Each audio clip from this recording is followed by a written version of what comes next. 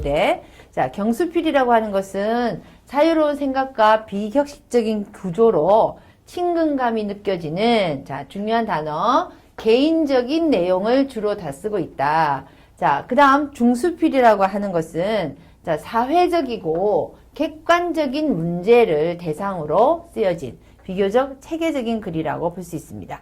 자, 신문의 칼럼 같은 경우는 우리가 중수필에 가깝다고 보시면 되겠습니다. 이렇게 써놓은 것처럼 꿈과 진로에 대해서 정확하게 우리가 꿈은 무엇이고 진로는 무엇인지, 또는 진로는 무엇이고 직업은 무엇인지에 대해서 한번 잠깐 보시면요. 자, 꿈이라고 하는 것은 우리가 흔히 말하면, 자, 영어로 얘기하자면 dream 정도 되겠죠? 자, dream이면 이건 막연한 일이래요. 막연한.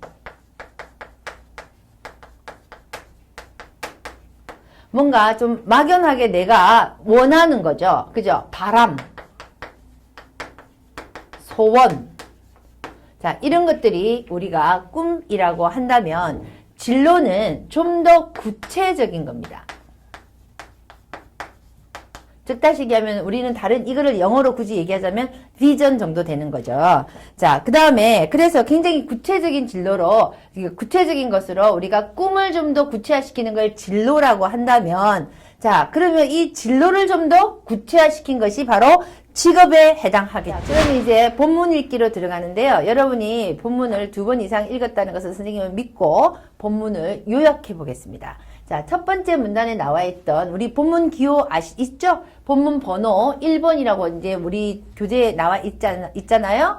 자, 그 번호를 보시면 그 본문의 내용은 꿈은 대체로 자꾸 변한다 라고 이야기하고 있어요. 자, 그러면 자, 꿈은 대체로 변한다 라는 이 이야기를 하면서 바로 이것이 바로 꿈의 특성이 되겠습니다. 그 다음 두 번째 문단에는 우리가 진로를 결정하기 전에 우리의 꿈을 찾고 키우는 일에 힘쓰자라고 글쓴이는 이야기하고 있습니다.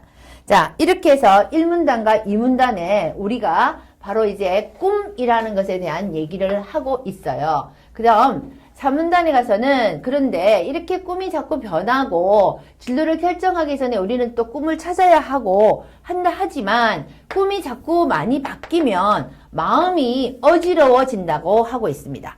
자, 마음이 어지러워진다라는 것은 어떤 것을 얘기하느냐 하면 좀 이렇게 어떤 마음, 자신의 마음이 어떤 건지 잘 모를 때 그렇게 일어나는 일이죠. 그래서 자신의 마음이 어떠한지 돌보는 것이 굉장히 중요하다라고 강조를 하면서요.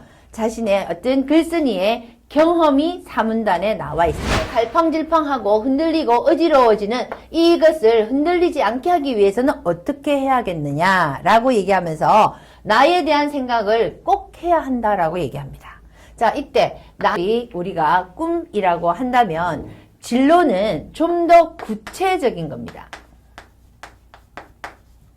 즉 다시 살면서 사는 것이 좋을까?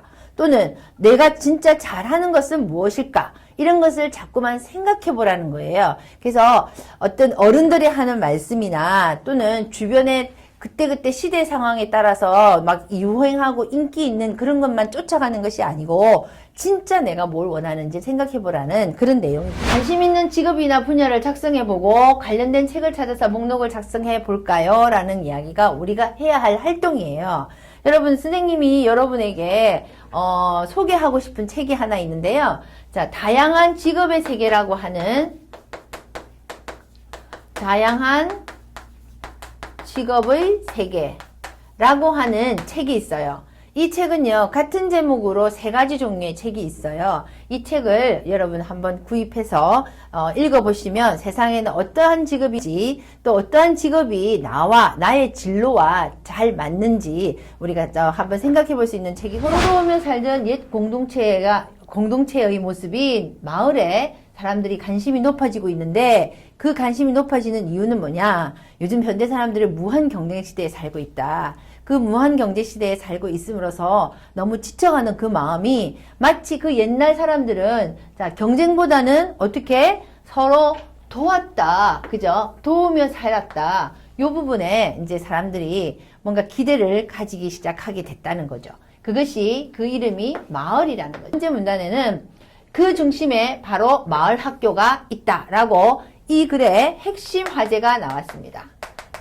아까도 선생님이 자꾸 누차 얘기하지만 모든 답은 본문 안에 있습니다. 그래서 우리가 본문을 잘 이해했을 때 모든 문제를 다 해결할 수 있고요. 그 다음에 이제 문제에 따라서 본문에 어디와 관련이 되는지 그 부분을 여러분이 잘 생각하면서 문제를 풀어보시면 좋겠습니다.